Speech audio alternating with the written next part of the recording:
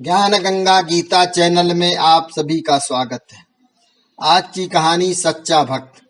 एक राजा की पुत्री के मन में वैराग्य की भावनाएं थी।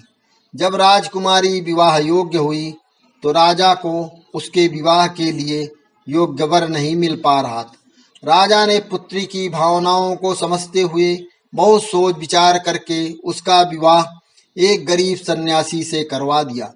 राजा ने सोचा कि एक सन्यासी ही राजकुमारी की भावनाओं की कद्र कर सकता है।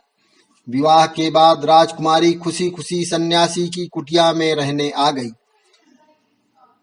कुटिया की सफाई करते समय राजकुमारी को एक बर्तन में 2 सूखी रोटियां दिखाई दी। उसने अपने सन्यासी पति से पूछा कि रोटियां यहाँ क्यों रखी हैं।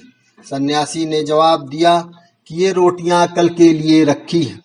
अगर कल खाना नहीं मिला तो हम एक एक रोटी खा लेंगे। सन्यासी का ये जवाब सुनकर राजकुमारी हंस पड़ी।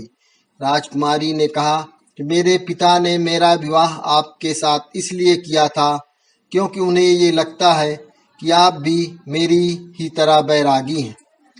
आप तो सिर्फ भक्ति करते हैं और कल की चिंता करते हैं।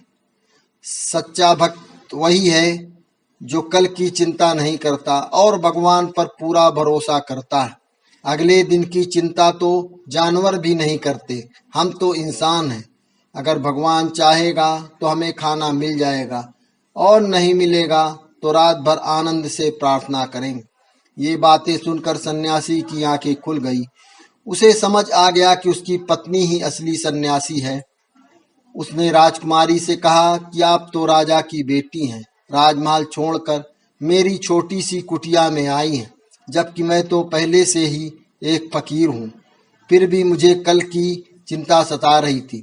सिर्फ कहने से ही कोई सन्यासी नहीं होता, सन्यास को जीवन में उतारना पड़ता है। आपने मुझे वैराग्य का महत्व समझा दिया। कथा समाप्त।